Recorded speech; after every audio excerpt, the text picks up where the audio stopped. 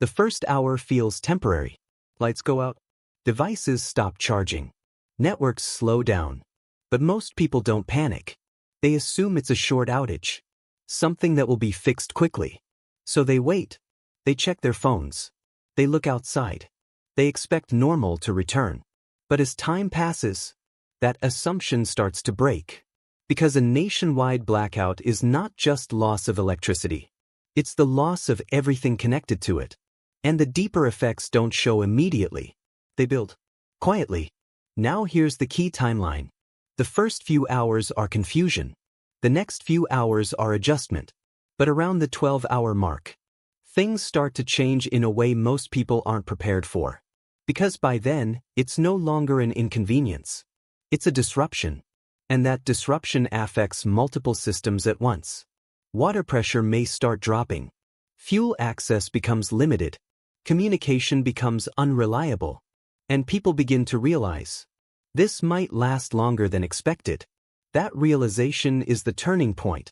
Because behavior shifts fast once uncertainty becomes real. Now people stop waiting. They start acting. And when millions of people act at the same time, pressure increases instantly. Now here's what makes the 12-hour mark critical. It's when early comfort disappears. Battery levels are low. Backup power is limited. Perishable food becomes a concern. And the environment starts feeling unstable. Not chaotic yet, but no longer controlled. Now here's the pattern. Before 12 hours, people assume recovery. After 12 hours, people prepare for continuation. That shift changes everything. Because preparation creates demand. Demand creates pressure. And pressure accelerates change. Now understand this. The blackout itself is not the only problem. It's the chain reaction it triggers. And that reaction doesn't peak immediately. It builds step by step, hour by hour, until small issues become larger ones. And by the time most people recognize what's happening, they're already behind. At the 12-hour mark, the first real shift happens. Not in the system, in people. Because by now, the idea that power will come back soon starts fading. Phones are low on battery. Wi-Fi is gone. Updates have slowed or stopped completely. And that creates a new feeling. Uncertainty. Now people stop waiting. They start acting. But here's the problem. They don't act in a structured way. They react. Some try to conserve what they have. Others rush to use what's left. Some leave their homes looking for answers. There's no coordination. Just individual decisions happening at the same time. And that's what creates pressure. Now here's what's happening behind the scenes. Communication systems are weakening. Cell towers rely on backup power. But those backups are limited. As they begin to fail, signal strength drops. Calls don't go through. Messages delay. Information becomes inconsistent. Now people don't just feel uncertain. They feel disconnected. And disconnection changes behavior fast. Because when people lose reliable information, they start relying on assumptions. And assumptions spread quickly. Now here's the second layer. Darkness. If the blackout started during the day, 12 hours later often means night. And night changes everything. Visibility drops. Movement slows. Risk increases. Simple tasks become harder. And the environment starts to feel different. Less controlled. Less predictable. Now combine everything. Low power. Limited communication. Reduced visibility. That combination creates tension. Not panic yet, but a clear shift away from normal. Now here's the key insight. This is the moment where preparation starts separating people. Some have light. Some have backup power. Some have already adjusted their usage. Others are realizing they didn't prepare enough. And that realization comes late. Because the window to act easily was earlier. Now understand this. At 12 hours, nothing has fully collapsed. But stability is no longer assumed. And once that assumption breaks, everything that follows moves faster. By the second stage of the 12-hour mark, the environment starts shifting from uncertainty into pressure. Not chaos yet, but strain. Because now the early decisions people made are starting to show consequences. Phones that were used carefully are now low or dead. Backup lights are running out of power. Families that delayed action are now trying to catch up. And this is where behavior changes again. People begin to leave their homes more frequently. Not in large organized movement, but scattered, individual movement. Looking for charging points, information, supplies, reassurance. But what they often find is incomplete information everywhere they go. Because at this stage, no system is fully reliable anymore. Now here's what's happening with supply chains. Stores may still be open if they have emergency systems. But operations slow down dramatically. Card systems become unreliable. Cash transactions increase. Queues start forming. And even simple purchases take longer. That friction matters. Because friction reduces flow. And reduced flow creates pressure. Now here's another critical shift. Water systems begin showing early stress in some areas. Not complete failure, but inconsistency. Pressure drops in certain neighborhoods. Delivery delays in others. And once people notice even small inconsistencies, they start reacting early. That reaction increases demand suddenly. Now combine that with fuel behavior.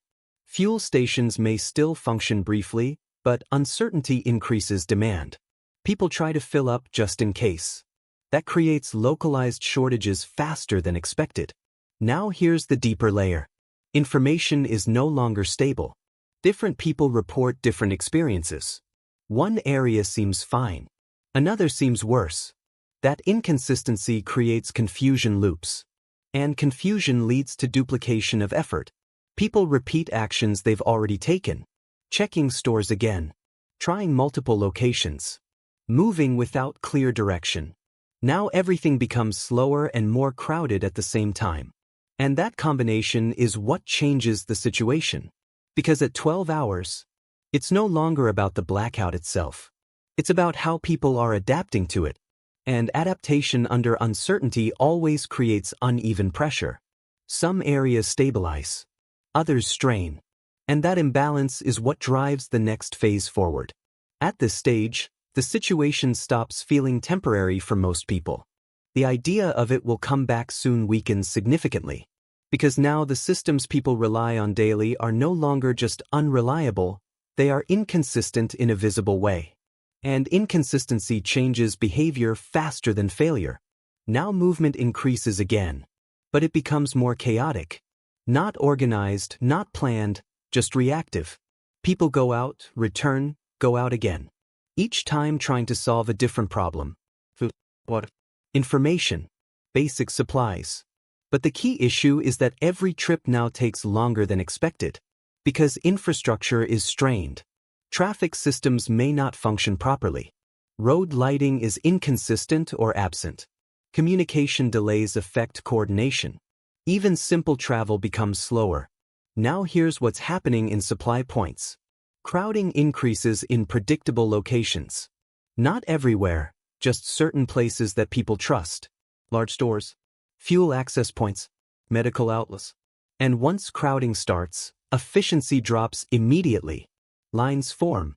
Waiting time increases. Stock moves unevenly. Some areas still appear functional, but only superficially.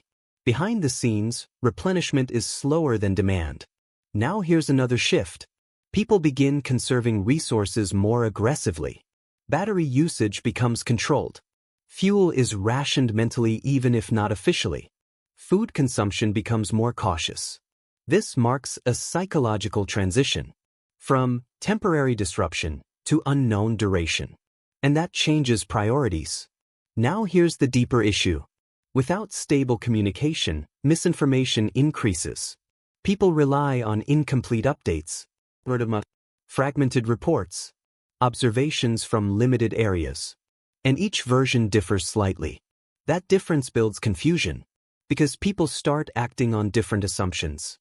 And when assumptions differ, coordination breaks down further. Now here's what makes Phase 3 critical.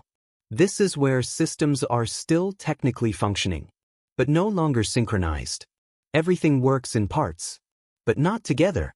And that lack of synchronization is what creates visible strain in daily life. Because once people stop moving with shared understanding, every action becomes individual.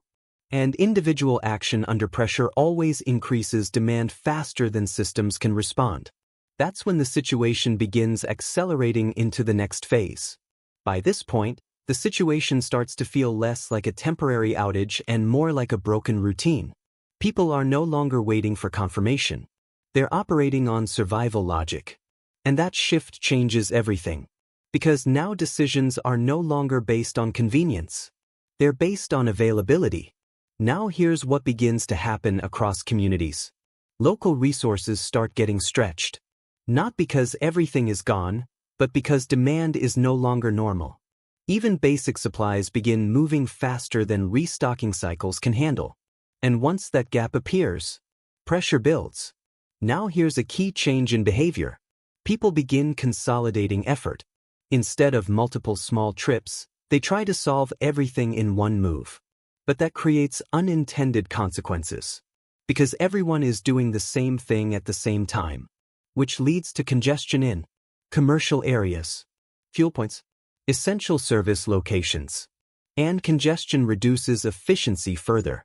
Now here's what's happening with information flow. Updates become less reliable and more localized. People only know what's happening in their immediate area.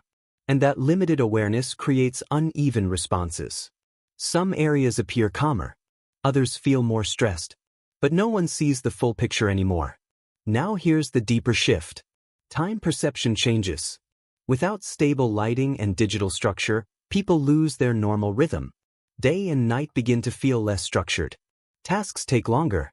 Decisions feel heavier. And that creates mental fatigue faster than expected. Now here's an important detail. At this stage, small problems start compounding. A minor delay becomes a longer wait. A short shortage becomes a noticeable gap. A simple inconvenience becomes repeated friction. And friction builds tension. Now people start prioritizing differently. Essentials first. Everything else delayed. Non-urgent needs ignored. That's where adaptation begins. But adaptation is uneven. Some people adjust early. Others are still reacting late. And that difference creates imbalance in demand and access. Now here's the key insight. At 12 hours, the system is not fully failing. But it is no longer operating smoothly.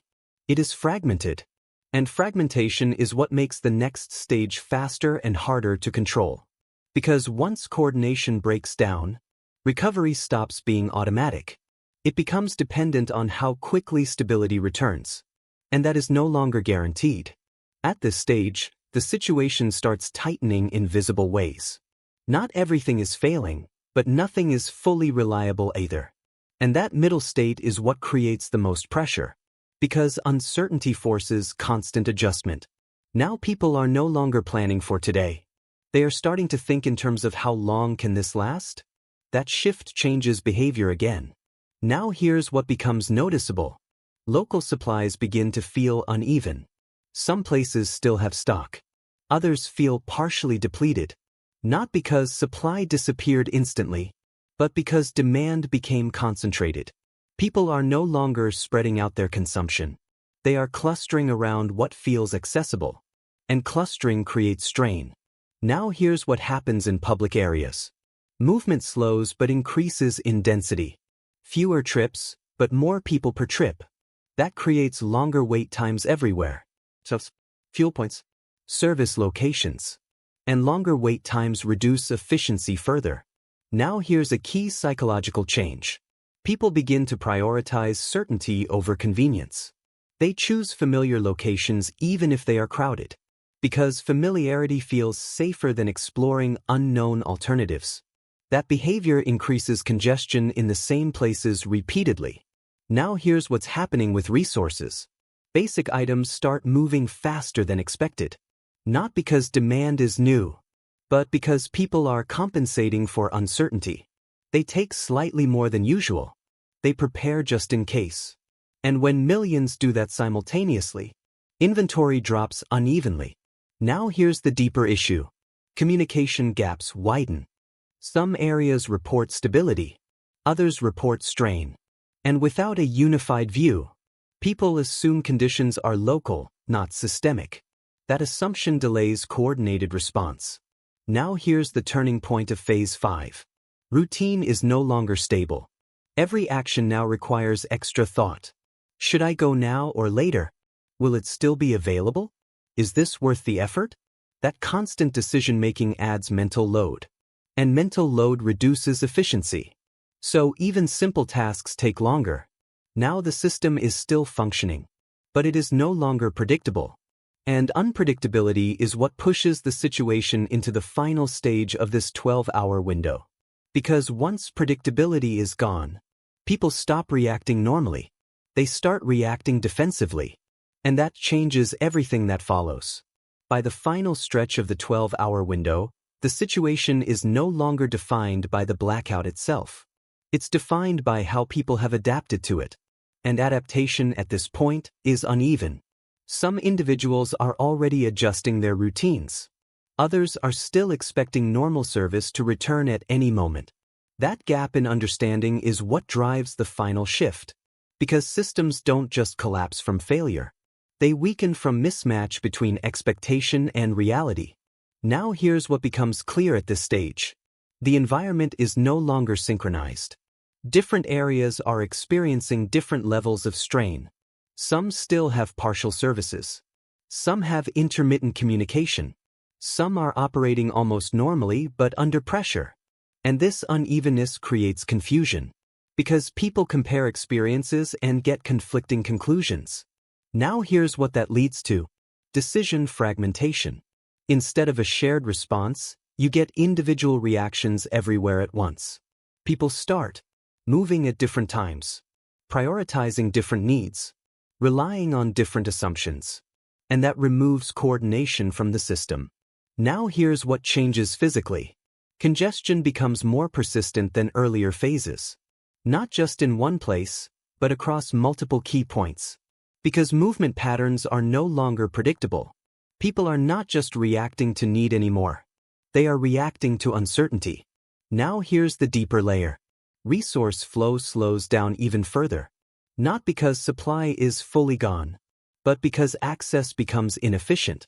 Delays, queues, and repeated trips reduce overall distribution speed. That creates artificial scarcity in specific locations. And artificial scarcity triggers more movement, which increases pressure again. Now here's what happens psychologically. Fatigue starts setting in. Not extreme exhaustion, but decision fatigue. People begin to simplify choices. Go or don't go. Buy now or skip. Wait or act. And simplified decisions often favor urgency. Now here's the key insight. At the 12-hour mark, nothing has fully collapsed. But everything has started to shift away from normal operation. Systems still exist, but coordination is weakening. And coordination is what keeps systems stable. Once coordination drops below a certain point, efficiency collapses faster than supply. And that is the hidden transition most people don't notice. Because they are still focused on whether power will return. While the real change is already happening in behavior, timing, and access. Now here's the final understanding. The first 12 hours are not about survival collapse. They are about the beginning of systemic fragmentation, a stage where everything still works, but nothing works together anymore. And once that happens, the next phase doesn't take long to arrive. Because fragmented systems don't stabilize easily.